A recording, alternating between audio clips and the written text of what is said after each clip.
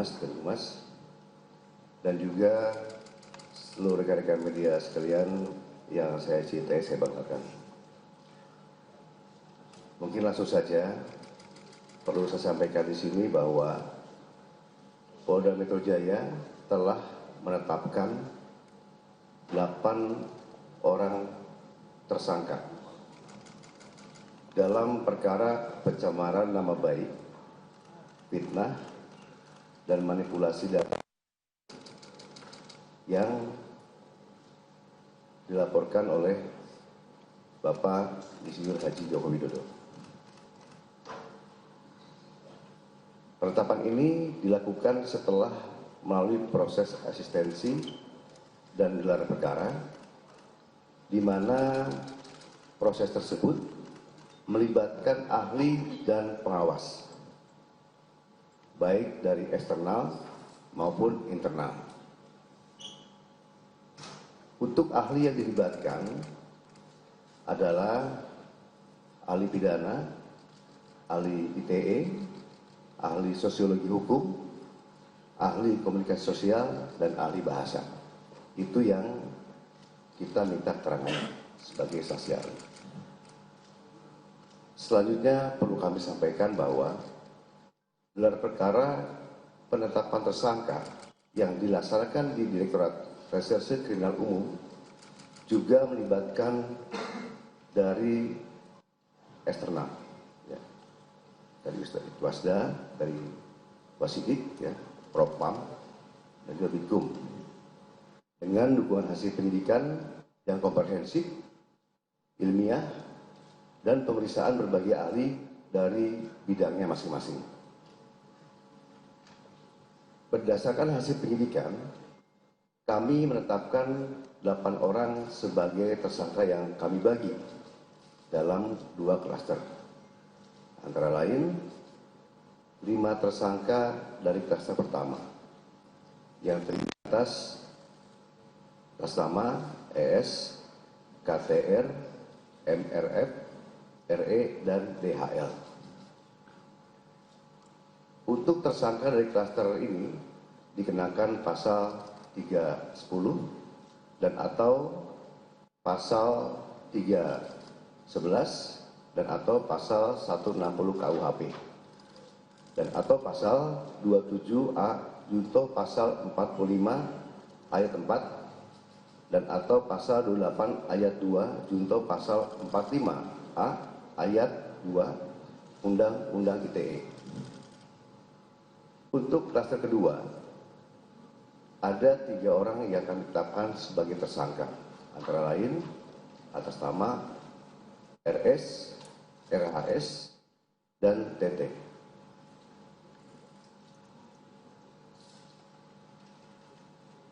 Tersangka pada klaster 2 dikenakan pasal 310 dan atau pasal 311 KUHP dan atau pasal 32 ayat 1 junto pasal 48 ayat 1 dan atau pasal 35 junto pasal 51 ayat 1 dan atau pasal 27A junto pasal 45 ayat 4 dan atau pasal 28 ayat 2 junto pasal 45A ayat 2 Undang-Undang ITE.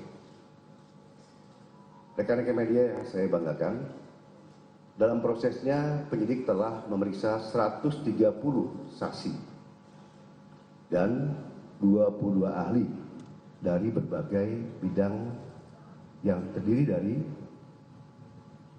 1. Dewan Pers, 2. Keterbukaan Informasi Pusat, yang ketiga Dirjen Peraturan dan Perundang-undangan dari Kemenkumham, yang keempat Akademisi Digital Forensik, yang kelima Asosiasi Digital Forensik, yang keenam Praktisi Digital Forensik, yang ketujuh Ahli Bahasa Indonesia, yang kedelapan Ahli Sosiologi Hukum, yang kesembilan Ahli Psikologi Massa, yang ke-10 Ahli Komunikasi Sosial, yang ke-11 Ahli Anatomi dari UI, yang ke-12 Ahli Hukum ITE, yang ke-13 Ahli Hukum Pidana, Yang ke-14, SDM Kesehatan Kemenkes. Yang ke-15, Lab Dokumen dan Digital Forensik. Selain itu, penyidik juga telah menyita 723 item barang bukti termasuk dokumen asli dari Universitas Gadjah Mada yang menegaskan bahwa ijazah Insinyur Joko Widodo adalah asli dan sah.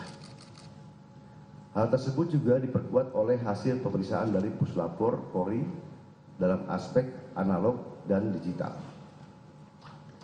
Berdasarkan temuan tersebut, penyidik menyimpulkan bahwa para tersangka telah menyebarkan tuduhan palsu dan melakukan edit serta manipulasi digital terhadap dokumen ijazah dengan metode analisis yang tidak ilmiah dan menyesalkan publik. Selanjutnya, penyidik akan berkoordinasi dengan Kejaksaan Tinggi DKI Jakarta untuk proses hukum lebih lanjut. Pada kesempatan ini, kami tegaskan bahwa penanganan perkara yang kami lakukan murni proses penegakan hukum. Kemudian seluruh tahapan juga dilakukan secara profesional, proporsional, transparan, dan akuntabel. Oleh karena itu, kami menghimbau kepada masyarakat untuk bijak dalam menggunakan media sosial, jangan mudah terprovokasi oleh informasi yang tidak benar, serta selalu melakukan cek dan klarifikasi sebelum menyebarkan sesuatu. Mari kita jaga bersama suasana yang sejuk, aman, dan tertib agar ruang publik bisa selalu nyaman dan kondusif. Demikian yang kami sampaikan. Sekian, terima kasih. Wassalamualaikum warahmatullahi wabarakatuh. Om Santi Santi Om. Namo Buddhaya. Salam kebajikan. Terima kasih.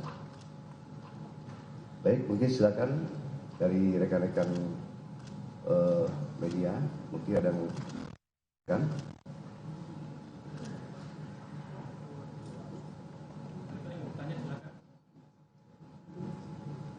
Ya.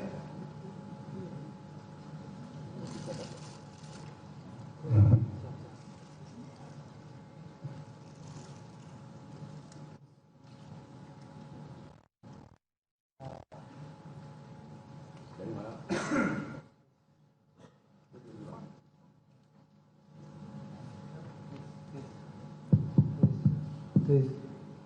Izin Pak Kapolda, Pak Kapolda, Pak Dir, Pak Kasubdit, saya Adi Anugrahadi dari liputan6.com.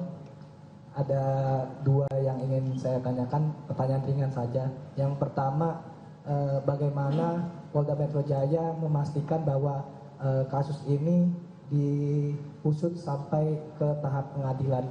Yang kedua, yang kita tahu bahwa jarak antara pengumuman yang dilakukan oleh Barreskrim Polri dengan yang disidik oleh Polda Metro Jaya itu kan ada kaitannya gitu loh. Pada saat Barreskrim Polri mengumumkan bahwa tidak ada unsur pidana di dalam laporan ada aliansi masyarakat itu, apa yang membuat kasus ini terbilang lama dalam proses penyidikan? Apakah itu kaitannya dengan unsur pasal yang disangkakan oleh Polda Metro Jaya terhadap para terlapor atau seperti apa gitu?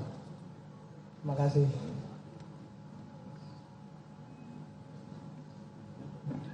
Baik, terima kasih Mas Adia dari liputan6.com. Perlu kami sampaikan yang pertama itu bagaimana Polda Metro Jaya bisa mengusut ya sampai pengadilan. Yang jelas kita melakukan tahapan-tahapan. Ya, di sini tahapan untuk kepolisian adalah tahapan penyidikan. Nah, nanti kami akan koordinasi dengan pihak masuk ke tahap ke penuntutan. Ya, dan juga nanti dari pengadilan juga tuh keputusan seperti apa nanti akan masuk ke persidangan seperti itu. Ya. Jadi masing-masing instansi kita punya kewenangan masing-masing ya. Kalau tugas kita adalah sampai ke penyidikan seperti itu, Mas ya. Dan yang kedua, kenapa untuk Barreskrim dengan dalam penyidikan ini dan Polda Metro agak lama? Terus terang aja banyak sekali item ya barang bukti digital forensik yang diperlukan oleh kita. Pemeriksaan itu tidak cepat, ya pasti membutuhkan waktu yang lama.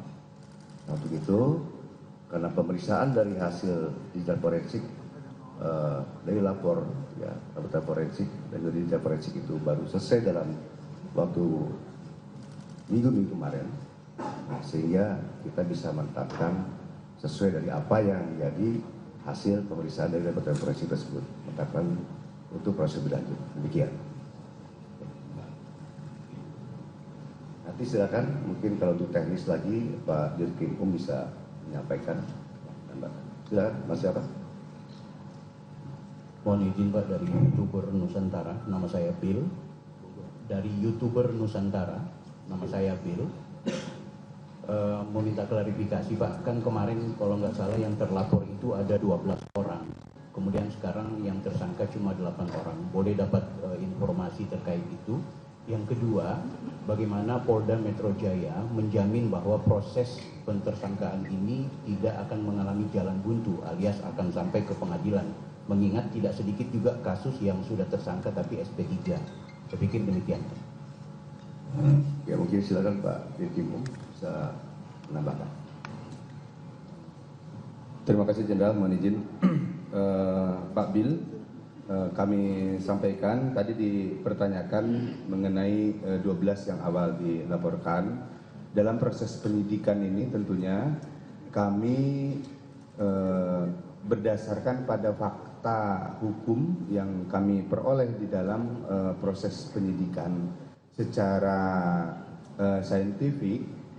Saat ini kami menetapkan 8 orang menjadi tersangka yang diduga melakukan satu perbuatan pidana. Namun demikian proses penyidikan ini terus berlangsung dan kami terus melakukan pendalaman.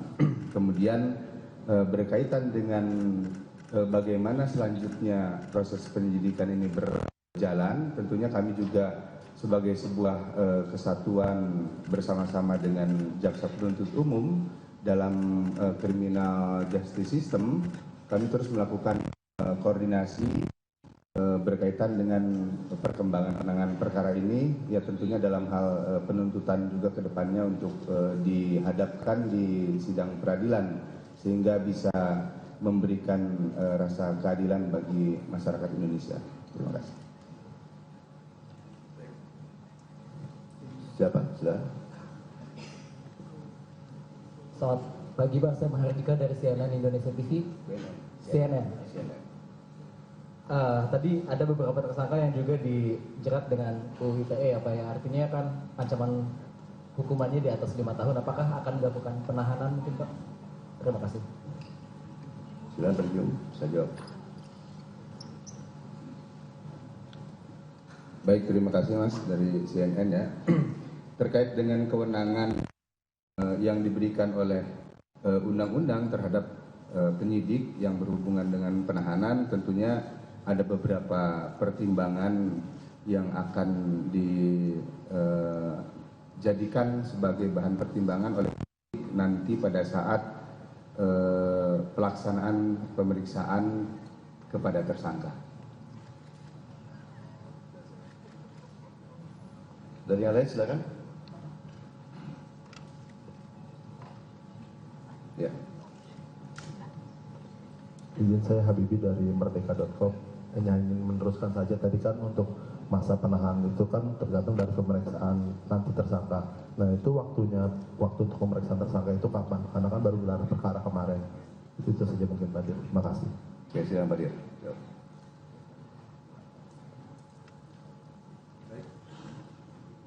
Terima kasih. Tentunya kita setelah ini akan mengirimkan surat panggilan kepada yang bersangkutan. Kami berharap mudah-mudahan dari para tersangka bisa memenuhi panggilan kami sehingga hak yang bersangkutan sebagai warga negara untuk menyampaikan klarifikasinya dalam bentuk berita acara itu dipenuhi juga oleh yang bersangkutan. Silakan satu lagi ya. Saya Carla dari Kompas TV Pak, mau menanyakan tadi kan disebutkan ada 2 klaster, yang klaster kedua ini dari Kompas TV. Yang klaster kedua ini kan tadi disebutkan ada 3 dan yang klaster pertama ada 5 tersangka. Nah ini yang berdasarkan backgroundnya dibedakan 2 klaster ini, peran-peran yang mereka lakukan sehingga dibedakan ada 2 klaster ini kan untuk pasal-pasalnya juga ada yang sedikit berbeda, mungkin bisa dijelaskan lebih lanjut. Terima kasih. Baik, terima kasih Mbak Carla dari Kompas ya Mbak. Tadi disampaikan oleh Pak Kapolda terkait dengan 2 klaster. Dalam hasil penyidikan kami yang diperoleh fakta dari hasil penyidikan tersebut, tentunya penentuan klaster adalah berdasarkan dari fakta penyidikan yang diperoleh oleh penyidik. Dan itu sesuai dengan apa yang dilakukan atau perbuatan hukum yang dilakukan oleh masing-masing tersangka, sehingga ini akan menentukan pertanggungjawaban hukum seperti apa yang harus dihadapi oleh tersangka. Jadi clustering itu didasarkan pada perbuatan yang telah dilakukannya. Baik ya rekan-rekan, saya rasa cukup ya. Itu yang dapat kami sampaikan. Ya. Itu saja yang dapat kami sampaikan ya. Terima kasih atas perhatiannya. Saya terima kasih. Wassalamualaikum warahmatullahi wabarakatuh.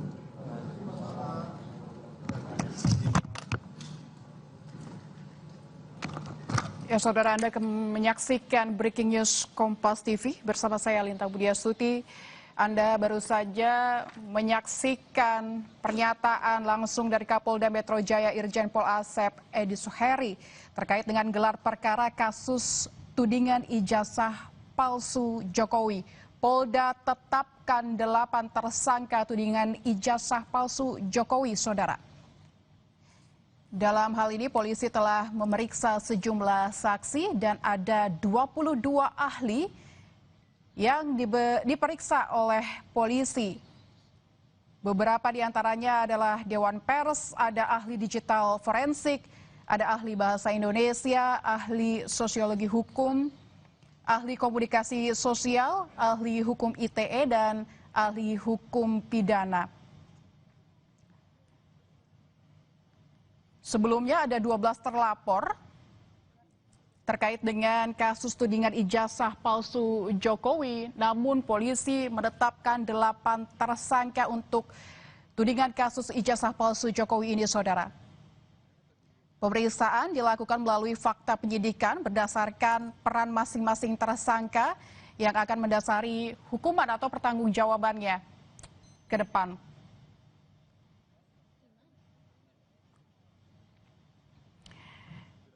Baru saja polisi menetapkan 8 tersangka kasus ijazah palsu Presiden ke-7 Indonesia Joko Widodo.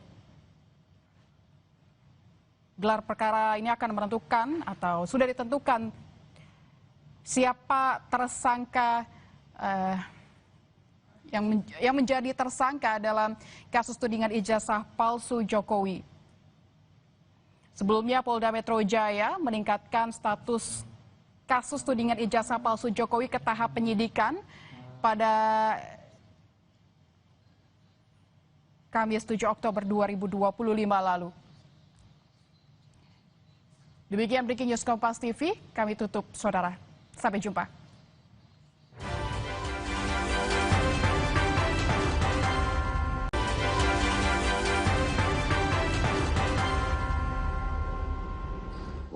Humas dan juga seluruh rekan-rekan media sekalian yang saya cintai, saya banggakan.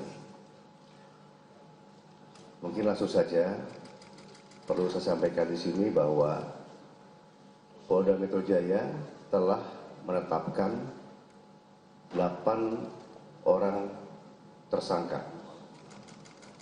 dalam perkara pencemaran nama baik, fitnah, dan manipulasi data yang dilaporkan oleh Bapak Insinyur Haji Joko Widodo. Penetapan ini dilakukan setelah melalui proses asistensi dan gelar perkara, di mana proses tersebut melibatkan ahli dan pengawas. baik dari eksternal maupun internal. Untuk ahli yang dilibatkan adalah ahli pidana, ahli ITE, ahli sosiologi hukum, ahli komunikasi sosial, dan ahli bahasa. Itu yang kita minta keterangan sebagai saksi ahli. Selanjutnya perlu kami sampaikan bahwa gelar perkara penetapan tersangka yang dilaksanakan di Direktorat Reserse Kriminal Umum juga melibatkan dari eksternal, ya, dari Wasda, dari Wasidik, ya, Propam, dan juga Bikum, dengan dukungan hasil penyidikan yang komprehensif, ilmiah, dan pemeriksaan berbagai ahli dari bidangnya masing-masing. Berdasarkan hasil penyidikan, kami menetapkan 8 orang sebagai tersangka yang kami bagi dalam 2 klaster. Antara lain, 5 tersangka dari klaster pertama yang terdiri atas Rasama, ES, KTR, MRF, RE, dan DHL. Untuk tersangka dari klaster ini dikenakan pasal 310 dan atau pasal 311 dan atau pasal 160 KUHP dan atau pasal 27A junto pasal 45 ayat 4 dan atau pasal 28 ayat 2 junto pasal 45A ayat 2 Undang-Undang ITE. Untuk klaster kedua, ada 3 orang yang akan ditetapkan sebagai tersangka, antara lain atas nama RS, RHS, dan TT.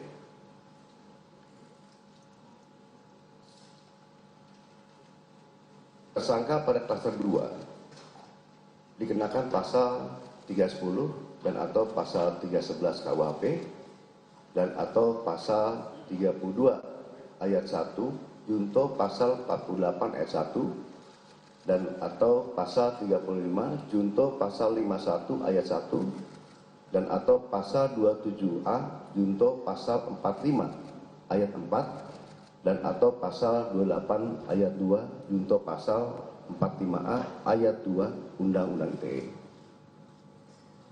Rekan-rekan media yang saya banggakan, dalam prosesnya penyidik telah memeriksa 130 saksi dan 22 ahli dari berbagai bidang yang terdiri dari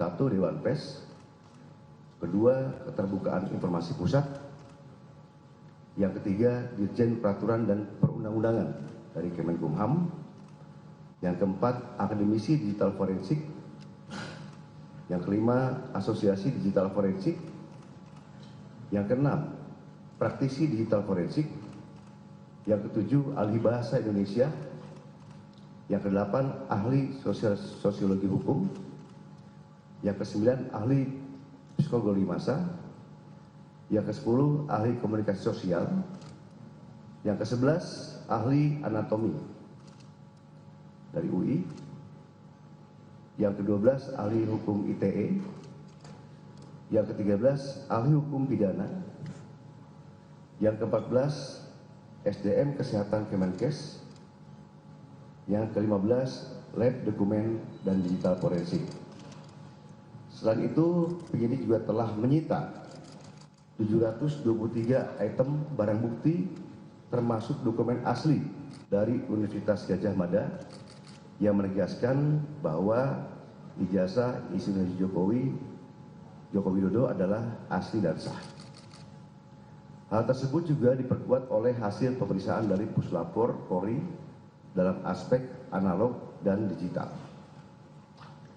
Berdasarkan temuan tersebut, penyidik menyimpulkan bahwa para tersangka telah menyebarkan tuduhan palsu dan melakukan edit serta manipulasi digital terhadap dokumen ijazah dengan metode analisis yang tidak ilmiah dan menyesalkan publik. Selanjutnya, penyidik akan berkoordinasi dengan Kejaksaan Tinggi DKI Jakarta untuk proses hukum lebih lanjut. Pada kesempatan ini, kami tegaskan bahwa penanganan perkara yang kami lakukan murni proses penegakan hukum. Kemudian seluruh tahapan juga dilakukan secara profesional, proporsional, transparan, dan akuntabel. Oleh karena itu, kami menghimbau kepada masyarakat untuk bijak dalam menggunakan media sosial, jangan mudah terprovokasi oleh informasi yang tidak benar, serta selalu melakukan cek dan klarifikasi sebelum menyebarkan sesuatu. Mari kita jaga bersama suasana yang sejuk, aman, dan tertib agar ruang publik bisa selalu nyaman dan kondusif. Demikian yang kami sampaikan. Sekian, terima kasih. Wassalamualaikum warahmatullahi wabarakatuh. Om Sati Sati Om, Namo Buddhaya, salam kebajikan. Terima kasih. Baik, mungkin silakan dari rekan-rekan media, mungkin ada yang kan?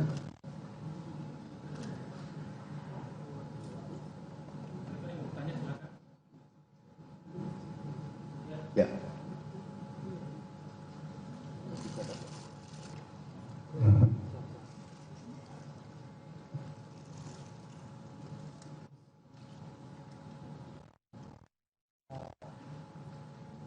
Dari mana?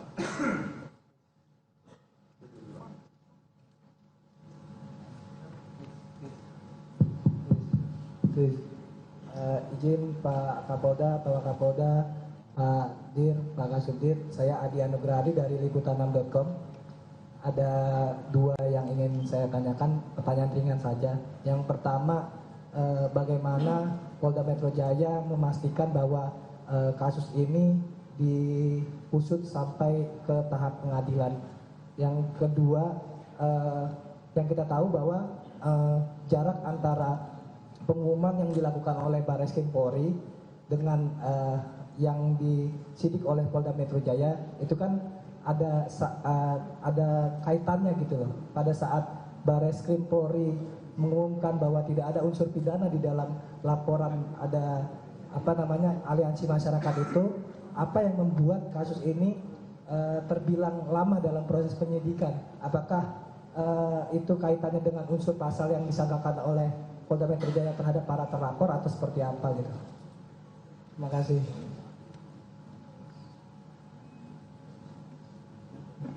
Baik, terima kasih Mas Adia dari liputan6.com. Perlu kami sampaikan yang pertama itu bagaimana Polda Metro Jaya bisa mengusut ya sampai pengadilan. Yang jelas kita melakukan tahapan-tahapan.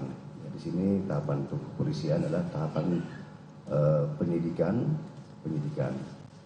Nah, nanti kami akan koordinasi dengan pihak masuk ke tahap ke penuntutan. Ya, dan juga nanti dari pengadilan juga tuh keputusan seperti apa nanti akan masuk ke persidangan seperti itu. Ya. Jadi masing-masing instansi kita punya kewenangan masing-masing ya. Kalau tugas kita adalah sampai ke penyidikan seperti itu, Mas ya. Dan yang kedua, kenapa untuk Barreskrim dengan dalam penyidikan ini dan Polda Metro agak lama? Terus terang aja banyak sekali item ya barang bukti digital forensik yang diperlukan oleh kita. Pemeriksaan itu tidak cepat, ya pasti membutuhkan waktu yang lama. Nah, untuk itu, karena pemeriksaan dari hasil digital forensik dari lapor, ya laporan forensik dan dari digital forensik itu baru selesai dalam waktu minggu kemarin, nah, sehingga kita bisa menetapkan sesuai dari apa yang menjadi hasil pemeriksaan dari laporan forensik tersebut, menetapkan untuk proses berlanjut. Demikian. Nanti silakan, mungkin kalau untuk teknis lagi Pak Dirkrim bisa menyampaikan. Silakan, Mas siapa? Mohon izin Pak, dari YouTuber Nusantara, nama saya Bill. Dari YouTuber Nusantara, nama saya Bill. Mau minta klarifikasi Pak, kan kemarin kalau nggak salah yang terlapor itu ada 12 orang. Kemudian sekarang yang tersangka cuma 8 orang. Boleh dapat informasi terkait itu? Yang kedua, bagaimana Polda Metro Jaya menjamin bahwa proses pentersangkaan ini tidak akan mengalami jalan buntu alias akan sampai ke pengadilan.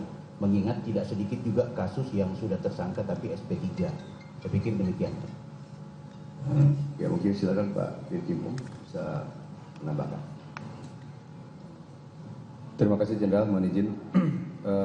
Pak Bil, kami sampaikan tadi dipertanyakan mengenai 12 yang awal dilaporkan.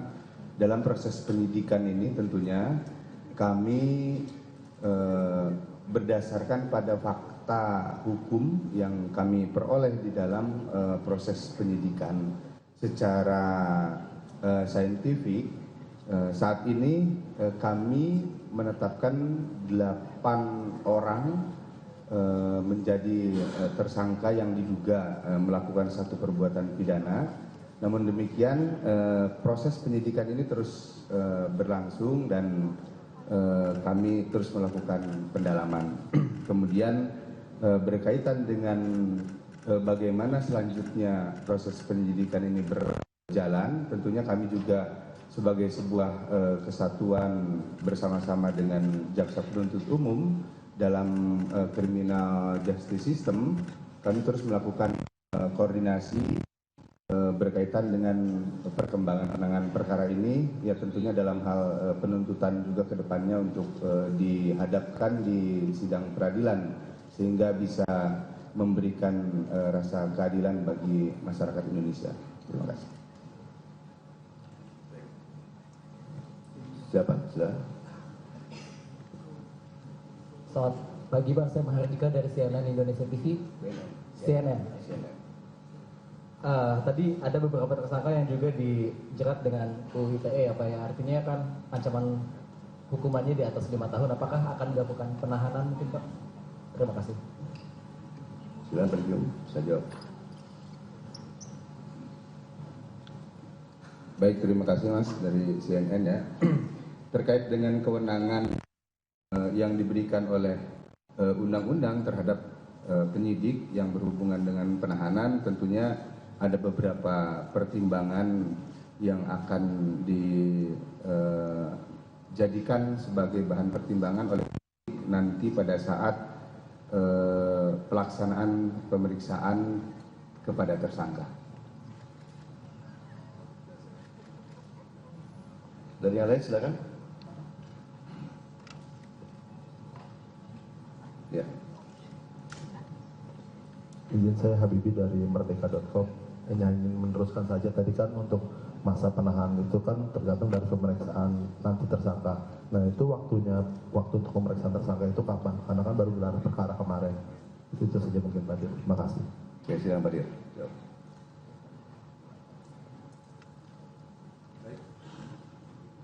Terima kasih. Tentunya kita setelah ini akan mengirimkan surat panggilan kepada yang bersangkutan. Kami berharap mudah-mudahan dari para tersangka bisa memenuhi panggilan kami sehingga hak yang bersangkutan sebagai warga negara untuk menyampaikan klarifikasinya dalam bentuk berita acara itu dipenuhi juga oleh yang bersangkutan. Silakan satu lagi ya. Saya Karla dari Kompas TV Pak, mau menanyakan tadi kan disebutkan ada 2 klaster, yang klaster kedua ini. Ya, Karla dari Kompas TV. Yang klaster kedua ini kan tadi disebutkan ada 3 dan yang klaster pertama ada 5 tersangka. Nah ini yang berdasarkan backgroundnya dibedakan 2 klaster ini, peran-peran yang mereka lakukan sehingga dibedakan ada 2 klaster ini, kan untuk pasal-pasalnya juga ada yang sedikit berbeda, mungkin bisa dijelaskan lebih lanjut. Terima kasih. Baik, terima kasih Mbak Karla dari Kompas ya Mbak. Tadi disampaikan oleh Pak Kapolda terkait dengan 2 klaster. Dalam hasil penyidikan kami yang diperoleh fakta dari hasil penyidikan tersebut, tentunya penentuan klaster adalah berdasarkan dari fakta penyidikan yang diperoleh oleh penyidik. Dan itu sesuai dengan apa yang dilakukan atau perbuatan hukum yang dilakukan oleh masing-masing tersangka, sehingga ini akan menentukan pertanggungjawaban hukum seperti apa yang harus dihadapi oleh tersangka. Jadi clustering itu didasarkan pada perbuatan yang telah dilakukannya. Baik ya rekan-rekan, saya rasa cukup ya. Itu yang dapat kami sampaikan. Ya. Itu saja yang dapat kami sampaikan ya. Terima kasih atas perhatiannya. Saya terima kasih. Wassalamualaikum warahmatullahi wabarakatuh.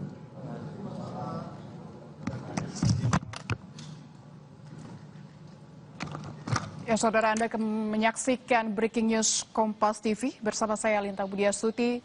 Anda baru saja menyaksikan pernyataan langsung dari Kapolda Metro Jaya Irjen Pol Asep Edi Suheri terkait dengan gelar perkara kasus tudingan ijazah palsu Jokowi. Polda tetapkan 8 tersangka tudingan ijazah palsu Jokowi, saudara. Dalam hal ini polisi telah memeriksa sejumlah saksi dan ada 22 ahli yang diperiksa oleh polisi.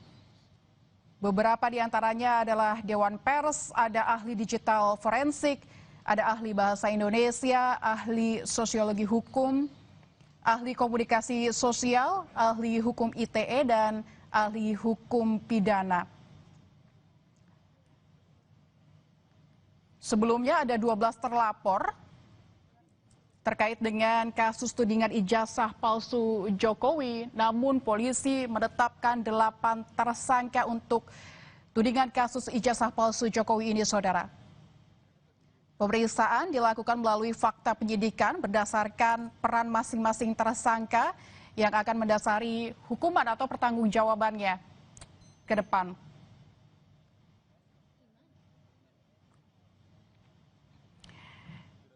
Baru saja polisi menetapkan 8 tersangka kasus ijazah palsu Presiden ke-7 Indonesia Joko Widodo. Gelar perkara ini akan menentukan atau sudah ditentukan siapa tersangka yang menjadi tersangka dalam kasus tudingan ijazah palsu Jokowi. Sebelumnya Polda Metro Jaya meningkatkan status kasus tudingan ijazah palsu Jokowi ke tahap penyidikan pada Kamis 7 Oktober 2025 lalu. Demikian Breaking News Kompas TV, kami tutup, saudara. Sampai jumpa.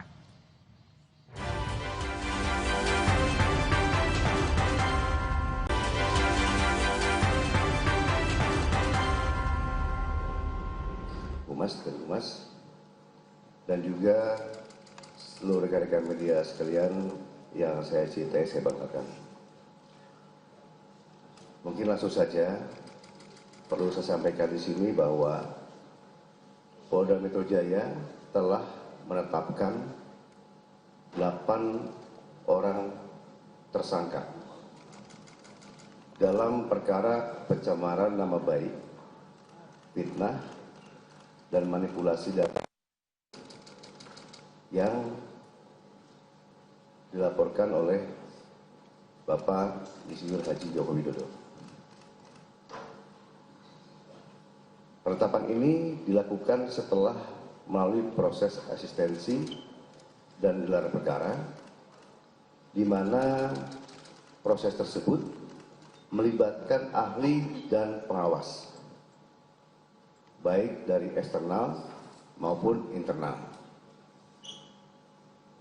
Untuk ahli yang dilibatkan adalah ahli pidana, ahli ITE, ahli sosiologi hukum, ahli komunikasi sosial, dan ahli bahasa.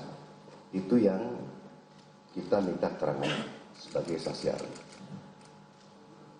Selanjutnya perlu kami sampaikan bahwa gelar perkara penetapan tersangka yang dilaksanakan di Direktorat Reserse Kriminal Umum juga melibatkan dari eksternal, ya, dari Wasda, dari Wasidik, ya, Propam, dan juga Bitkum dengan dukungan hasil penyidikan yang komprehensif, ilmiah, dan pemeriksaan berbagai ahli dari bidangnya masing-masing.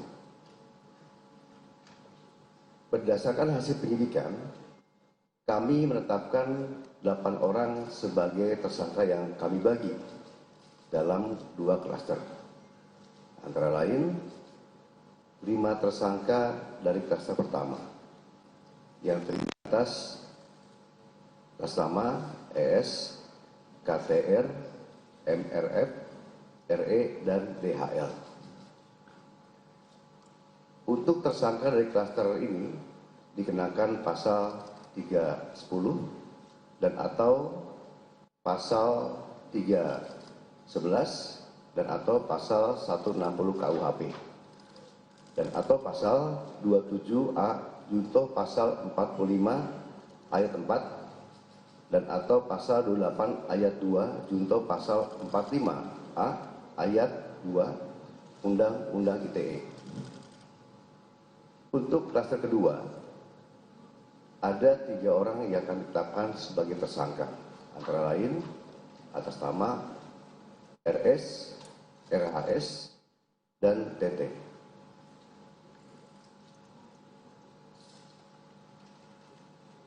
Tersangka pada klaster 2 dikenakan pasal 310 dan atau pasal 311 KUHP dan atau pasal 32 ayat 1 junto pasal 48 ayat 1 dan atau pasal 35 junto pasal 51 ayat 1 dan atau pasal 27A junto pasal 45 ayat 4 dan atau pasal 28 ayat 2 junto pasal 45A ayat 2 Undang-Undang ITE. Rekan-rekan media yang saya banggakan, dalam prosesnya penyidik telah memeriksa 130 saksi dan 22 ahli dari berbagai bidang yang terdiri dari 1. Dewan Pers, 2. Keterbukaan Informasi Pusat, yang ketiga Dirjen Peraturan dan Perundang-undangan dari Kemenkumham, yang keempat Akademisi Digital Forensik, yang kelima Asosiasi Digital Forensik, yang keenam Praktisi Digital Forensik, yang ketujuh Ahli Bahasa Indonesia, yang kedelapan Ahli Sosiologi Hukum, yang kesembilan Ahli Psikologi Massa, yang ke-10 Ahli Komunikasi Sosial, yang ke-11 Ahli Anatomi dari UI, yang ke-12 Ahli Hukum ITE, yang ke-13 Ahli Hukum Pidana, yang ke-14 SDM Kesehatan Kemenkes, yang ke-15 Lab Dokumen dan Digital Forensik. Selain itu, penyidik juga telah menyita 723 item barang bukti termasuk dokumen asli dari Universitas Gadjah Mada yang menegaskan bahwa ijazah Insinyur Joko Widodo adalah asli dan sah. Hal tersebut juga diperkuat oleh hasil pemeriksaan dari Puslapor Polri dalam aspek analog dan digital. Berdasarkan temuan tersebut, penyidik menyimpulkan bahwa para tersangka telah menyebarkan tuduhan palsu dan melakukan edit serta manipulasi digital terhadap dokumen ijazah dengan metode analisis yang tidak ilmiah dan menyesalkan publik. Selanjutnya, penyidik akan berkoordinasi dengan Kejaksaan Tinggi DKI Jakarta untuk proses hukum lebih lanjut. Pada kesempatan ini, kami tegaskan bahwa penanganan perkara yang kami lakukan murni proses penegakan hukum. Kemudian seluruh tahapan juga dilakukan secara profesional, proporsional, transparan, dan akuntabel. Oleh karena itu, kami menghimbau kepada masyarakat untuk bijak dalam menggunakan media sosial, jangan mudah terprovokasi oleh informasi yang tidak benar, serta selalu melakukan cek dan klarifikasi sebelum menyebarkan sesuatu. Mari kita jaga bersama suasana yang sejuk, aman, dan tertib agar ruang publik bisa selalu nyaman dan kondusif. Demikian yang kami sampaikan. Sekian, terima kasih. Wassalamualaikum warahmatullahi wabarakatuh.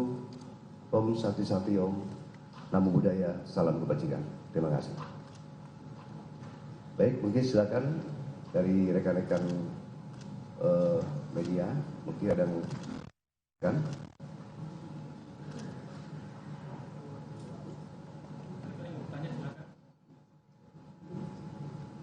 Ya.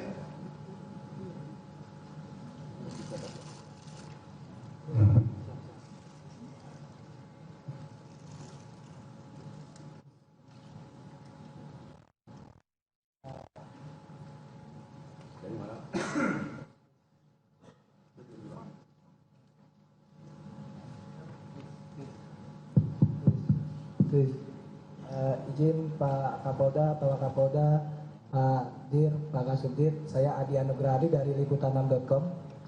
Ada dua yang ingin saya tanyakan, pertanyaan ringan saja. Yang pertama, bagaimana Polda Metro Jaya memastikan bahwa kasus ini diusut sampai ke tahap pengadilan. Yang kedua, yang kita tahu bahwa jarak antara pengumuman yang dilakukan oleh Barreskrim Polri dengan yang disidik oleh Polda Metro Jaya itu kan ada kaitannya gitu loh. Pada saat Barreskrim Polri mengumumkan bahwa tidak ada unsur pidana di dalam laporan ada aliansi masyarakat itu, apa yang membuat kasus ini terbilang lama dalam proses penyidikan? Apakah itu kaitannya dengan unsur pasal yang disangkakan oleh Polda Metro Jaya terhadap para terlapor atau seperti apa gitu? Terima kasih.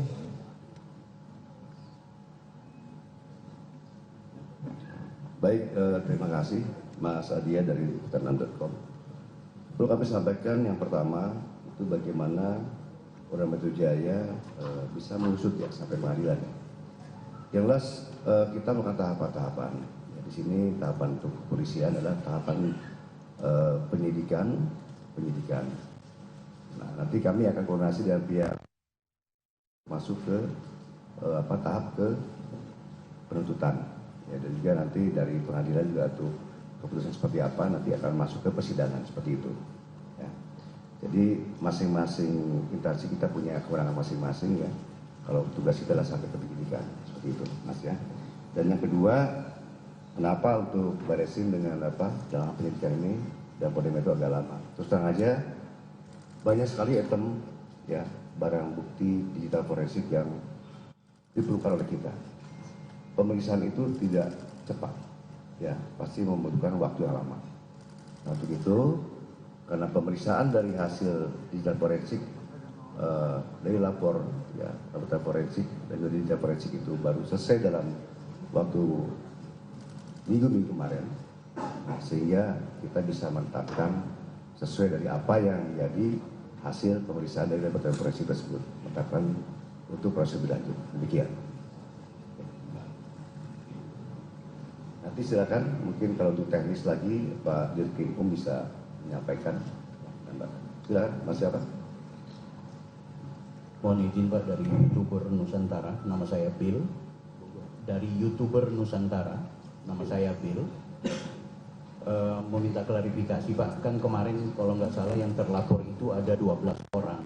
Kemudian sekarang yang tersangka cuma 8 orang. Boleh dapat informasi terkait itu?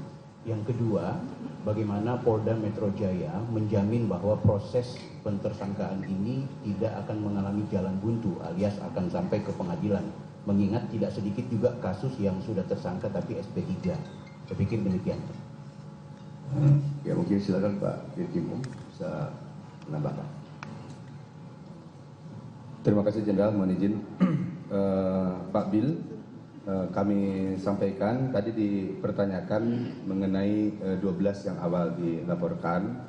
Dalam proses penyidikan ini tentunya kami berdasarkan pada fakta hukum yang kami peroleh di dalam proses penyidikan secara saintifik. Saat ini kami menetapkan 8 orang menjadi tersangka yang diduga melakukan satu perbuatan pidana. Namun demikian proses penyidikan ini terus berlangsung dan kami terus melakukan pendalaman. Kemudian berkaitan dengan bagaimana selanjutnya proses penyidikan ini berjalan, tentunya kami juga sebagai sebuah kesatuan bersama-sama dengan Jaksa Penuntut Umum dalam criminal justice system, kami terus melakukan koordinasi berkaitan dengan perkembangan penanganan perkara ini, ya tentunya dalam hal penuntutan juga ke depannya untuk dihadapkan di sidang peradilan sehingga bisa memberikan rasa keadilan bagi masyarakat Indonesia. Terima kasih. Siapa? Silakan. Selamat pagi Pak, saya Mahardika dari CNN Indonesia TV. CNN. Tadi ada beberapa tersangka yang juga dijerat dengan UU ITE, apa ya, artinya kan ancaman hukumannya di atas 5 tahun. Apakah akan dilakukan penahanan mungkin Pak? Terima kasih. Silakan Pak Jum, saya jawab. Baik, terima kasih Mas dari CNN ya. Terkait dengan kewenangan yang diberikan oleh undang-undang terhadap penyidik yang berhubungan dengan penahanan, tentunya ada beberapa pertimbangan yang akan dijadikan sebagai bahan pertimbangan oleh penyidik nanti pada saat pelaksanaan pemeriksaan kepada tersangka. Dari yang lain silakan. Ya. Izin saya Habibie dari merdeka.com. Hanya ingin meneruskan saja, tadi kan untuk masa penahanan itu kan tergantung dari pemeriksaan nanti tersangka. Nah itu waktu untuk pemeriksaan tersangka itu kapan? Karena kan baru gelar perkara kemarin. Itu saja mungkin Pak Dir. Terima kasih. Oke, silakan Pak Dir.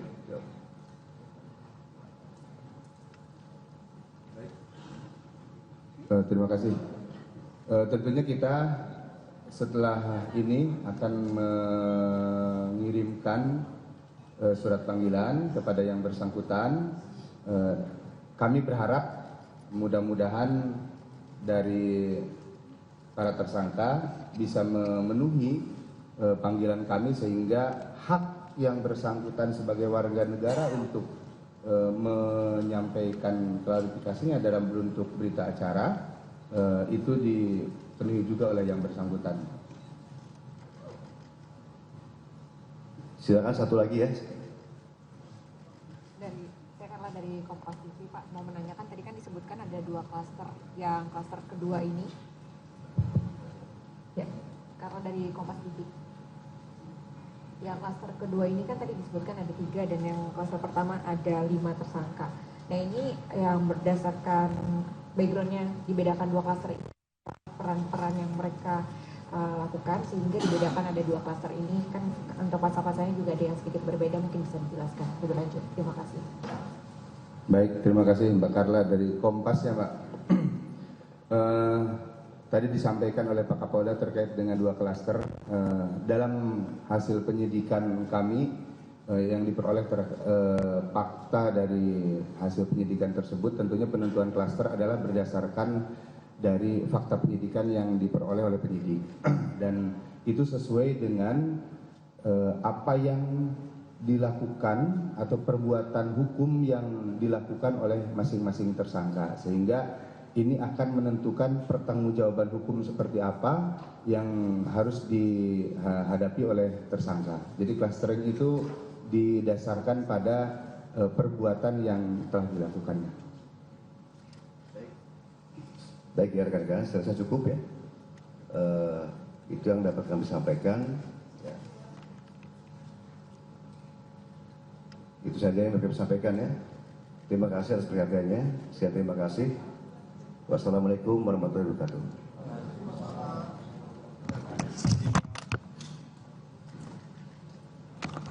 Ya, saudara, Anda menyaksikan Breaking News Kompas TV bersama saya Linta Budiastuti. Anda baru saja menyaksikan pernyataan langsung dari Kapolda Metro Jaya Irjen Pol Asep Edi Suheri terkait dengan gelar perkara kasus tudingan ijazah palsu Jokowi. Polda tetapkan 8 tersangka tudingan ijazah palsu Jokowi, saudara. Dalam hal ini polisi telah memeriksa sejumlah saksi dan ada 22 ahli yang diperiksa oleh polisi. Beberapa di antaranya adalah Dewan Pers, ada ahli digital forensik, ada ahli bahasa Indonesia, ahli sosiologi hukum, ahli komunikasi sosial, ahli hukum ITE, dan ahli hukum pidana. Sebelumnya ada 12 terlapor terkait dengan kasus tudingan ijazah palsu Jokowi, namun polisi menetapkan 8 tersangka untuk tudingan kasus ijazah palsu Jokowi ini, saudara. Pemeriksaan dilakukan melalui fakta penyidikan berdasarkan peran masing-masing tersangka yang akan mendasari hukuman atau pertanggungjawabannya ke depan.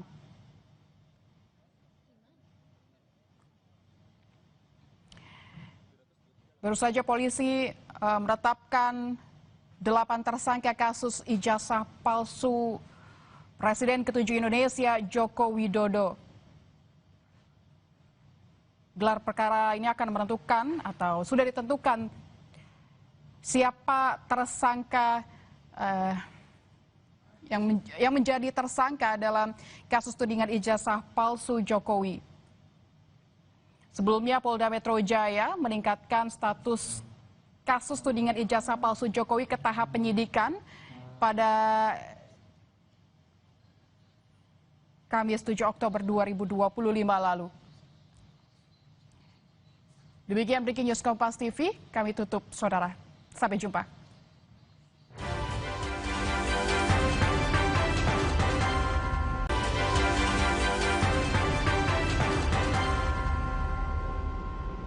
Humas dan juga seluruh rekan-rekan media sekalian yang saya cintai, saya banggakan.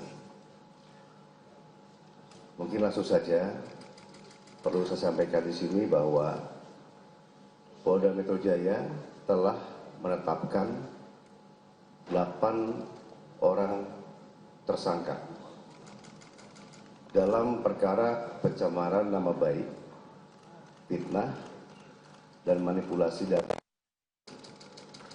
yang dilaporkan oleh Bapak Insinyur Haji Joko Widodo.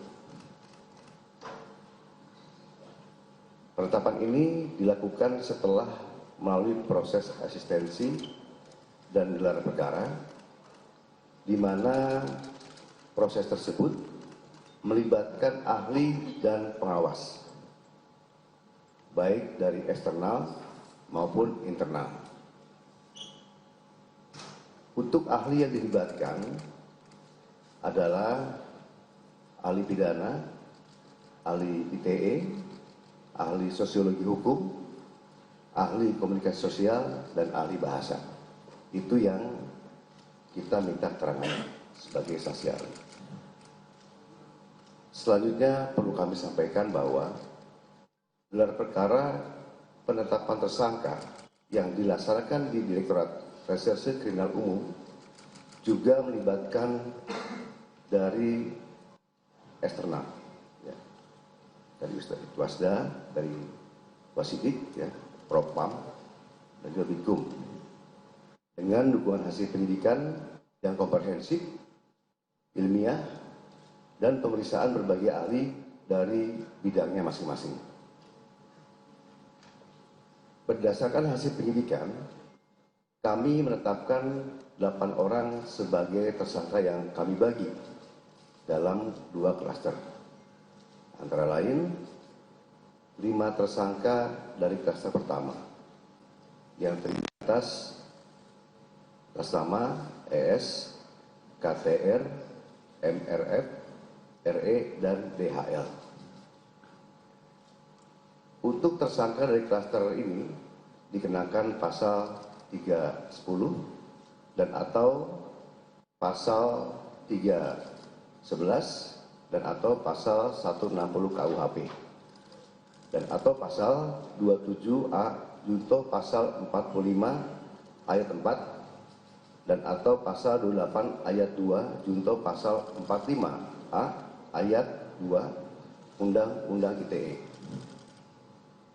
Untuk klaster kedua, ada 3 orang yang akan ditetapkan sebagai tersangka, antara lain atas nama RS, RHS, dan TT.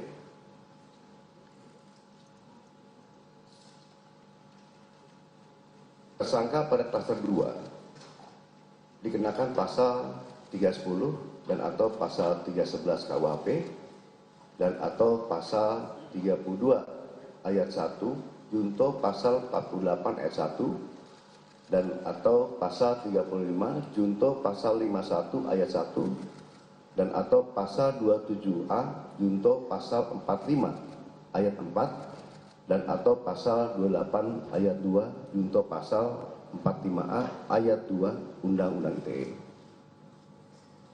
Rekan-rekan media yang saya banggakan, dalam prosesnya penyidik telah memeriksa 130 saksi dan 22 ahli dari berbagai bidang yang terdiri dari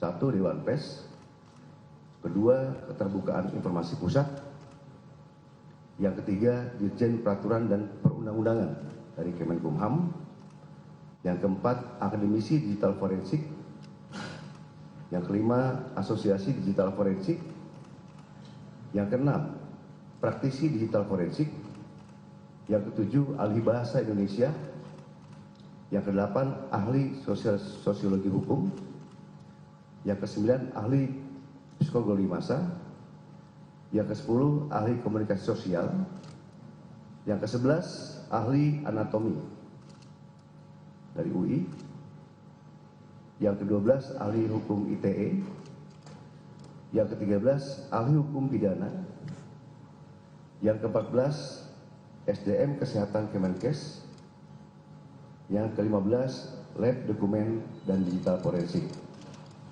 Selain itu, penyidik juga telah menyita 723 item barang bukti termasuk dokumen asli dari Universitas Gadjah Mada yang menegaskan bahwa ijazah Insinyur Joko Widodo adalah asli dan sah. Hal tersebut juga diperkuat oleh hasil pemeriksaan dari Puslapor Polri dalam aspek analog dan digital.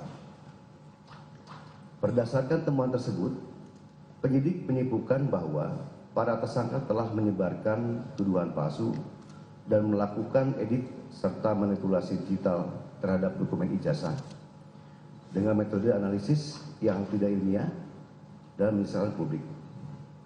Selanjutnya, penyidik akan berkoordinasi dengan Kejaksaan Tinggi DKI Jakarta untuk proses hukum lebih lanjut. Pada kesempatan ini, kami tegaskan bahwa penanganan perkara yang kami lakukan murni proses penegakan hukum. Kemudian seluruh tahapan juga dilakukan secara profesional, proporsional, transparan, dan akuntabel. Oleh karena itu, kami menghimbau kepada masyarakat untuk bijak dalam menggunakan media sosial, jangan mudah terprovokasi oleh informasi yang tidak benar, serta selalu melakukan cek dan klarifikasi sebelum menyebarkan sesuatu. Mari kita jaga bersama suasana yang sejuk, aman, dan tertib agar ruang publik bisa selalu nyaman dan kondusif. Demikian yang kami sampaikan. Sekian, terima kasih. Wassalamualaikum warahmatullahi wabarakatuh. Om Santi Santi Om. Namo Buddhaya. Salam kebajikan. Terima kasih. Baik, mungkin silakan dari rekan-rekan media, mungkin ada yang kan?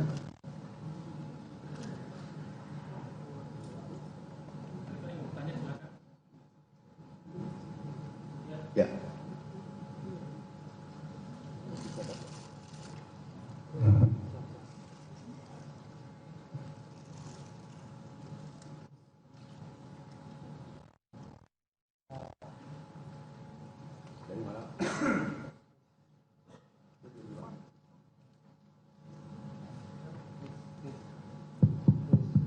Please. Izin Pak Kapolda, Pak Kapolda, Pak Dir, Pak Kasubdir, saya Adi Anugrahadi dari liputan6.com. Ada dua yang ingin saya tanyakan, pertanyaan ringan saja. Yang pertama, bagaimana Polda Metro Jaya memastikan bahwa kasus ini diusut sampai ke tahap pengadilan.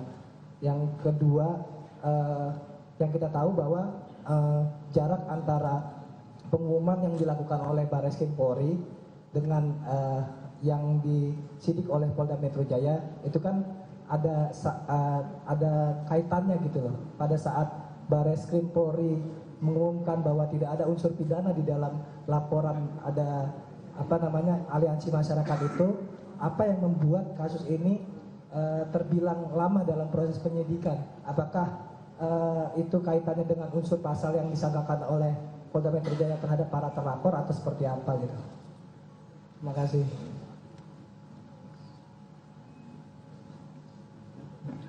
Baik, terima kasih Mas Adia dari liputan6.com. Perlu kami sampaikan yang pertama itu bagaimana Polda Metro Jaya bisa mengusut ya sampai pengadilan. Yang jelas kita melakukan tahapan-tahapan. Ya, di sini tahapan untuk kepolisian adalah tahapan penyidikan. Nah, nanti kami akan koordinasi dengan pihak masuk ke tahap ke penuntutan. Ya, dan juga nanti dari pengadilan juga tuh keputusan seperti apa nanti akan masuk ke persidangan seperti itu. Ya. Jadi masing-masing instansi kita punya kewenangan masing-masing ya. Kalau tugas kita adalah sampai ke penyidikan seperti itu, Mas ya. Dan yang kedua, kenapa untuk Barreskrim dengan dalam penyidikan ini dan Polda Metro agak lama? Terus terang aja banyak sekali item ya barang bukti digital forensik yang diperlukan oleh kita. Pemeriksaan itu tidak cepat, ya pasti membutuhkan waktu yang lama. Nah, untuk itu karena pemeriksaan dari hasil digital forensik dari lapor ya laboratorium forensik dan juga digital forensik itu baru selesai dalam waktu minggu kemarin, sehingga kita bisa menetapkan sesuai dari apa yang menjadi hasil pemeriksaan dari laboratorium forensik tersebut, menetapkan untuk proses lebih lanjut. Demikian. Nanti silakan mungkin kalau untuk teknis lagi Pak Dirkrimkum bisa menyampaikan. Silakan Mas siapa? Mohon izin Pak, dari YouTuber Nusantara, nama saya Bill. Dari YouTuber Nusantara, nama saya Bill. Mau minta klarifikasi Pak, kan kemarin kalau nggak salah yang terlapor itu ada 12 orang. Kemudian sekarang yang tersangka cuma 8 orang. Boleh dapat informasi terkait itu? Yang kedua, bagaimana Polda Metro Jaya menjamin bahwa proses pentersangkaan ini tidak akan mengalami jalan buntu alias akan sampai ke pengadilan? Mengingat tidak sedikit juga kasus yang sudah tersangka tapi SP3. Saya pikir demikian. Ya mungkin silakan Pak Dirkrimkum bisa menambahkan. Terima kasih Jenderal, mohon izin Pak Bill, kami sampaikan tadi dipertanyakan mengenai 12 yang awal dilaporkan. Dalam proses penyidikan ini tentunya kami berdasarkan pada fakta hukum yang kami peroleh di dalam proses penyidikan secara saintifik. Saat ini kami menetapkan 8 orang menjadi tersangka yang diduga melakukan satu perbuatan pidana. Namun demikian proses penyidikan ini terus berlangsung dan kami terus melakukan pendalaman.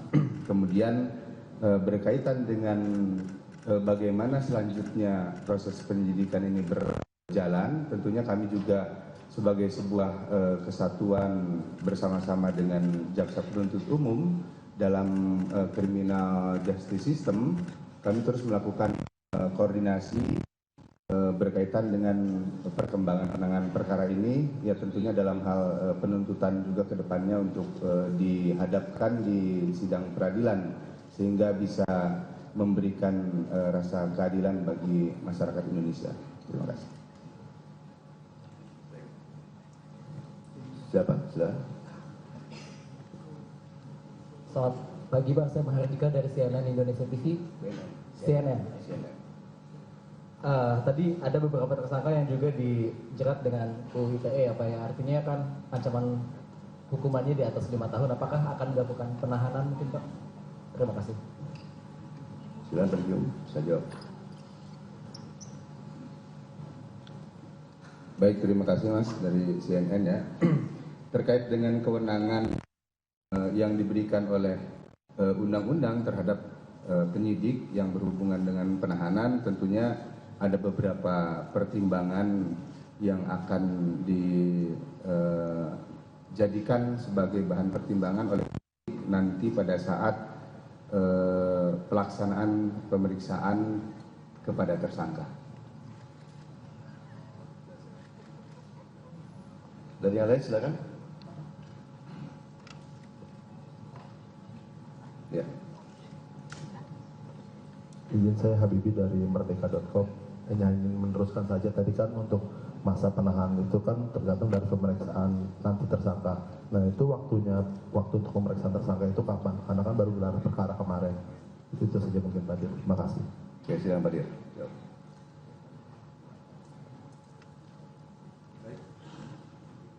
Terima kasih. Tentunya kita setelah ini akan mengirimkan surat panggilan kepada yang bersangkutan. Kami berharap mudah-mudahan dari para tersangka bisa memenuhi panggilan kami sehingga hak yang bersangkutan sebagai warga negara untuk menyampaikan klarifikasinya dalam bentuk berita acara itu dipenuhi juga oleh yang bersangkutan. Silakan satu lagi ya. Saya Carla dari Kompas TV Pak, mau menanyakan tadi kan disebutkan ada 2 klaster, yang klaster kedua ini. Ya, Carla dari Kompas TV. Yang klaster kedua ini kan tadi disebutkan ada 3 dan yang klaster pertama ada 5 tersangka. Nah ini yang berdasarkan backgroundnya dibedakan 2 klaster ini, peran-peran yang mereka lakukan sehingga dibedakan ada 2 klaster ini kan untuk pasal-pasalnya juga ada yang sedikit berbeda, mungkin bisa dijelaskan lebih lanjut. Terima kasih.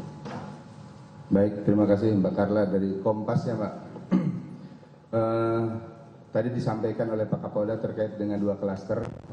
Dalam hasil penyidikan kami yang diperoleh fakta dari hasil penyidikan tersebut, tentunya penentuan klaster adalah berdasarkan dari fakta penyidikan yang diperoleh oleh penyidik.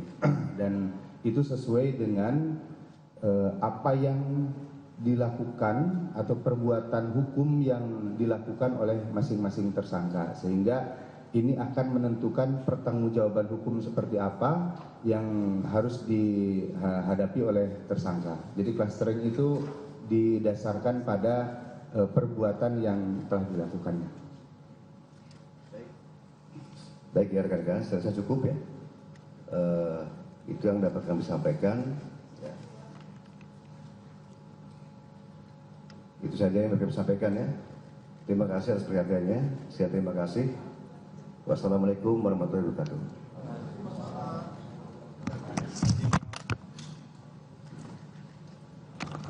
Ya, saudara, Anda menyaksikan Breaking News Kompas TV bersama saya Linta Budiastuti. Anda baru saja menyaksikan pernyataan langsung dari Kapolda Metro Jaya Irjen Pol Asep Edi Suheri terkait dengan gelar perkara kasus tudingan ijazah palsu Jokowi. Polda tetapkan 8 tersangka tudingan ijazah palsu Jokowi, saudara. Dalam hal ini polisi telah memeriksa sejumlah saksi dan ada 22 ahli yang diperiksa oleh polisi. Beberapa di antaranya adalah Dewan Pers, ada ahli digital forensik, ada ahli bahasa Indonesia, ahli sosiologi hukum, ahli komunikasi sosial, ahli hukum ITE, dan ahli hukum pidana. Sebelumnya ada 12 terlapor terkait dengan kasus tudingan ijazah palsu Jokowi, namun polisi menetapkan 8 tersangka untuk tudingan kasus ijazah palsu Jokowi ini, saudara. Pemeriksaan dilakukan melalui fakta penyidikan berdasarkan peran masing-masing tersangka yang akan mendasari hukuman atau pertanggungjawabannya ke depan.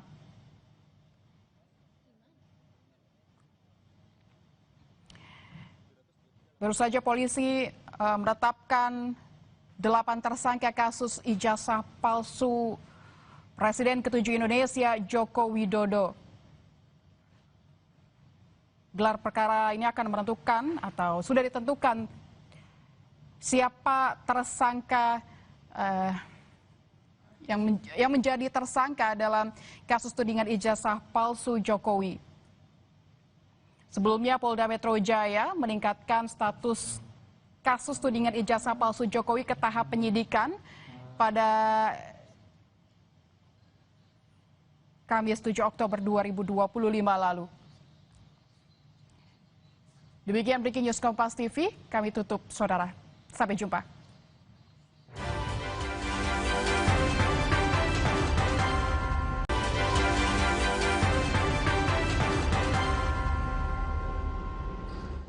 Humas dan juga seluruh rekan-rekan media sekalian yang saya cintai, saya banggakan.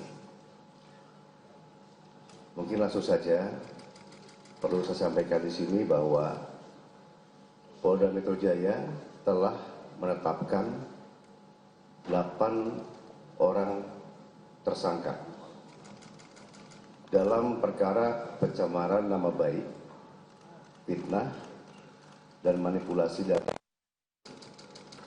yang dilaporkan oleh Bapak Insinyur Haji Joko Widodo. Penetapan ini dilakukan setelah melalui proses asistensi dan gelar perkara, di mana proses tersebut melibatkan ahli dan pengawas, baik dari eksternal maupun internal. Untuk ahli yang dilibatkan adalah ahli pidana, ahli ITE, ahli sosiologi hukum, ahli komunikasi sosial, dan ahli bahasa. Itu yang kita minta keterangan sebagai saksi ahli. Selanjutnya perlu kami sampaikan bahwa gelar perkara penetapan tersangka yang dilaksanakan di Direktorat Reserse Kriminal Umum juga melibatkan dari eksternal, ya, dari Wasda, dari Wasidik, ya, Propam, dan juga Bikum, dengan dukungan hasil pendidikan yang komprehensif, ilmiah, dan pemeriksaan berbagai ahli dari bidangnya masing-masing. Berdasarkan hasil penyidikan, kami menetapkan 8 orang sebagai tersangka yang kami bagi dalam 2 klaster. Antara lain, 5 tersangka dari klaster pertama yang terdiri atas nama ES, KTR, MRF, RE, dan DHL. Untuk tersangka dari klaster ini dikenakan pasal 310 dan atau pasal 311 dan atau pasal 160 KUHP dan atau pasal 27A junto pasal 45 ayat 4 dan atau pasal 28 ayat 2 junto pasal 45A ayat 2 Undang-Undang ITE. Untuk klaster kedua, ada 3 orang yang kami tetapkan sebagai tersangka, antara lain atas nama RS, RHS, dan TT.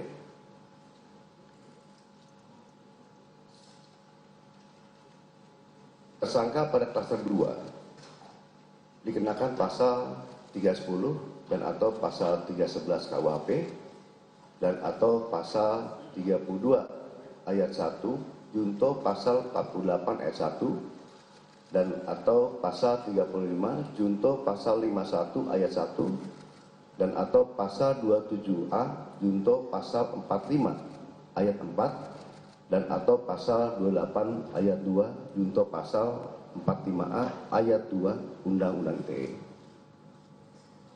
Rekan-rekan media yang saya banggakan, dalam prosesnya penyidik telah memeriksa 130 saksi dan 22 ahli dari berbagai bidang yang terdiri dari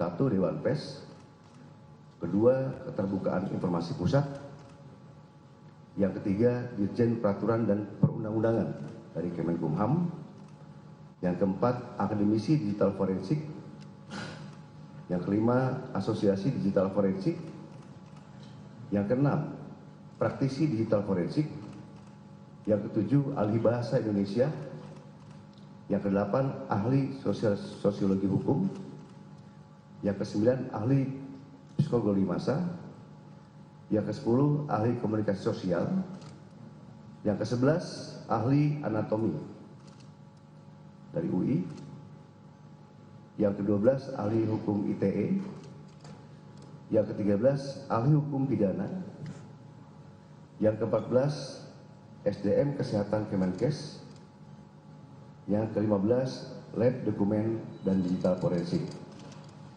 Selain itu, penyidik juga telah menyita 723 item barang bukti termasuk dokumen asli dari Universitas Gadjah Mada yang menegaskan bahwa ijazah Insinyur Joko Widodo adalah asli dan sah. Hal tersebut juga diperkuat oleh hasil pemeriksaan dari Puslapor Polri dalam aspek analog dan digital. Berdasarkan temuan tersebut, penyidik menyimpulkan bahwa para tersangka telah menyebarkan tuduhan palsu dan melakukan edit serta manipulasi digital terhadap dokumen ijazah dengan metode analisis yang tidak ilmiah dan menyesatkan publik.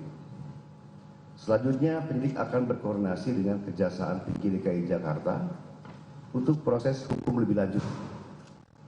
Pada kesempatan ini, kami tegaskan bahwa penanganan perkara yang kami lakukan murni proses penegakan hukum.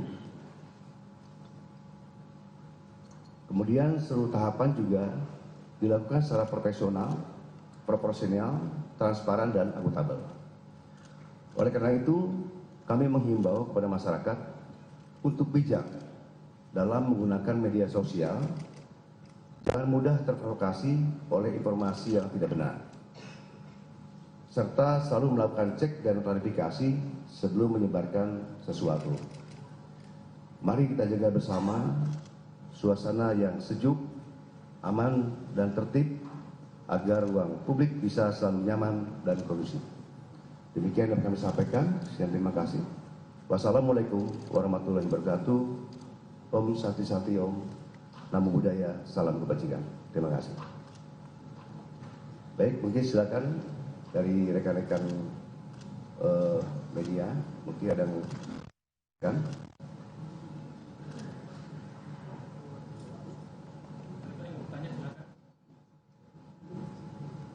Ya.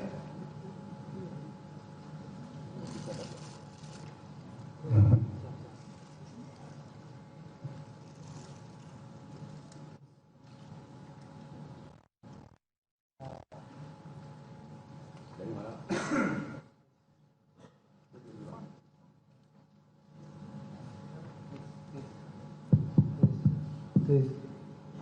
Izin Pak Kapolda, Pak Kapolda, Pak Dir, Pak Kasubdir, saya Adi Anugrahadi dari liputan6.com.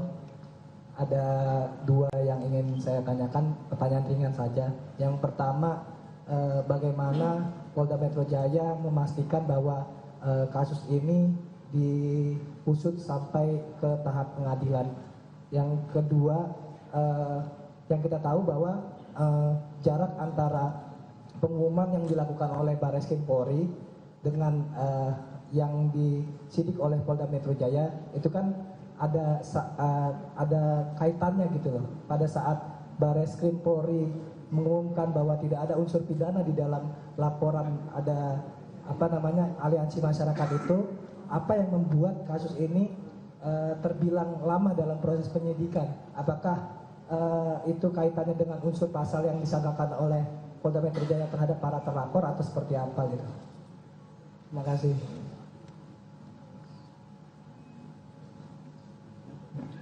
Baik, terima kasih Mas Adia dari liputan6.com.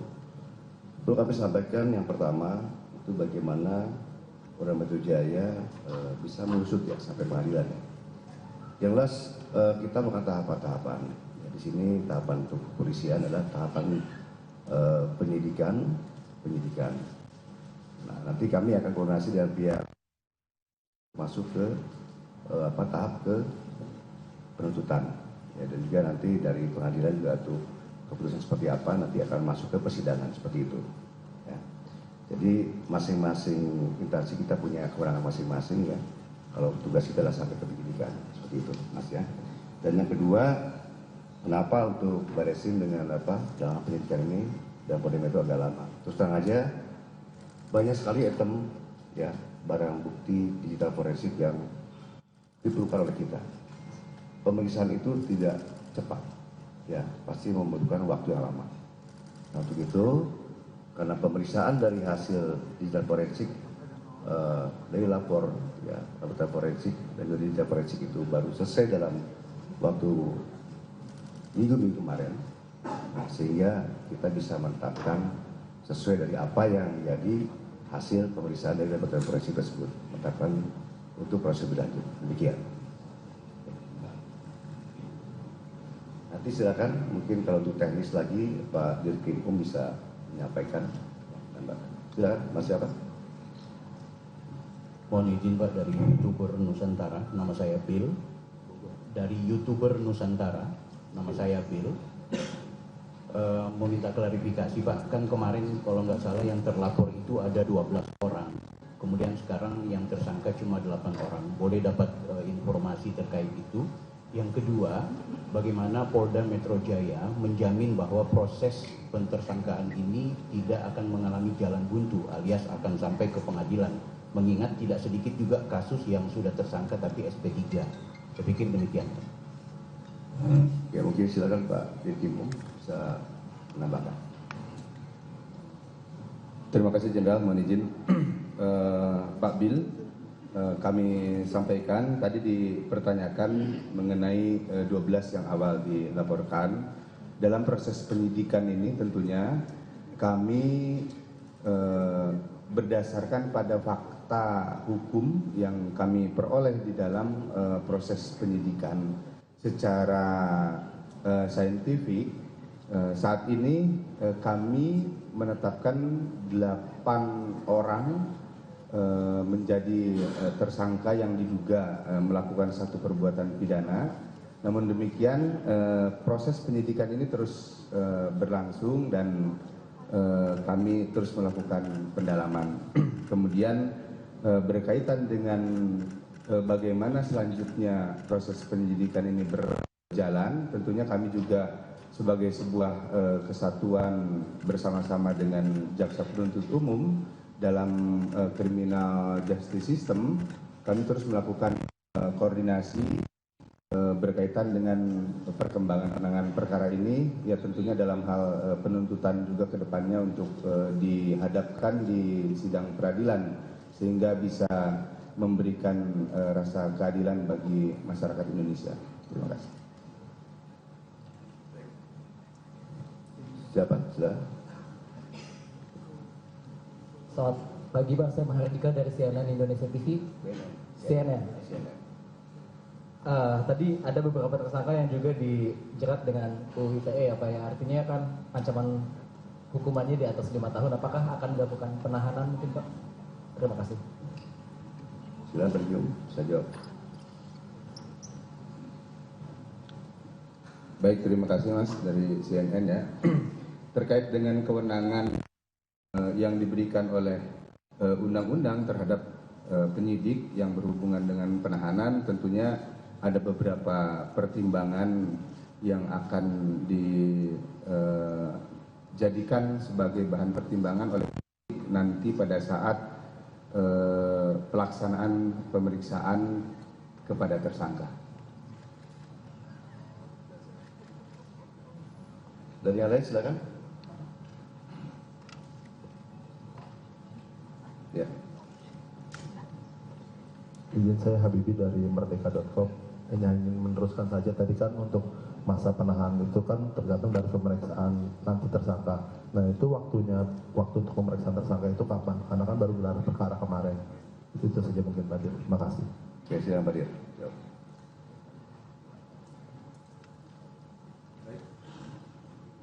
Terima kasih. Tentunya kita setelah ini akan mengirimkan surat panggilan kepada yang bersangkutan.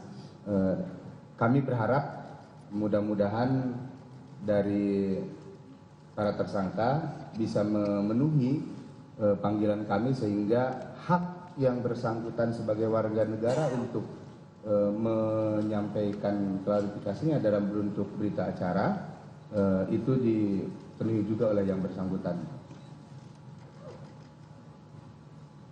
Silakan satu lagi ya. Saya Carla dari Kompas TV, Pak, mau menanyakan tadi kan disebutkan ada 2 klaster, yang klaster kedua ini.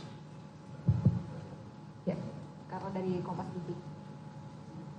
Yang klaster kedua ini kan tadi disebutkan ada 3 dan yang klaster pertama ada 5 tersangka. Nah ini yang berdasarkan backgroundnya dibedakan 2 klaster ini, peran-peran yang mereka lakukan sehingga dibedakan ada 2 klaster ini kan untuk pasal-pasalnya juga ada yang sedikit berbeda, mungkin bisa dijelaskan lebih lanjut. Terima kasih. Baik, terima kasih Mbak Carla dari Kompas ya Mbak. Tadi disampaikan oleh Pak Kapolda terkait dengan 2 klaster. Dalam hasil penyidikan kami yang diperoleh fakta dari hasil penyidikan tersebut, tentunya penentuan klaster adalah berdasarkan dari fakta penyidikan yang diperoleh oleh penyidik.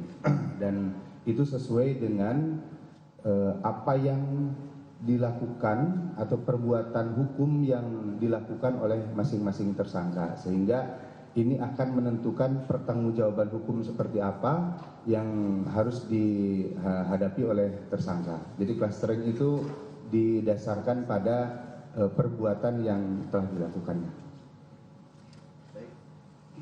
Baik ya rekan-rekan, saya rasa cukup ya. Itu yang dapat kami sampaikan. Ya. Itu saja yang dapat kami sampaikan ya. Terima kasih atas perhatiannya. Saya terima kasih. Wassalamualaikum warahmatullahi wabarakatuh.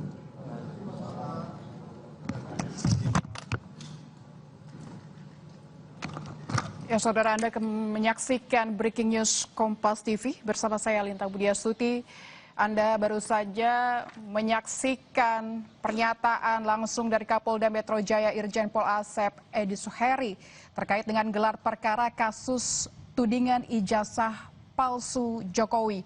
Polda tetapkan 8 tersangka tudingan ijazah palsu Jokowi, saudara. Dalam hal ini polisi telah memeriksa sejumlah saksi dan ada 22 ahli yang diperiksa oleh polisi. Beberapa di antaranya adalah Dewan Pers, ada ahli digital forensik, ada ahli bahasa Indonesia, ahli sosiologi hukum, ahli komunikasi sosial, ahli hukum ITE, dan ahli hukum pidana. Sebelumnya ada 12 terlapor terkait dengan kasus tudingan ijazah palsu Jokowi, namun polisi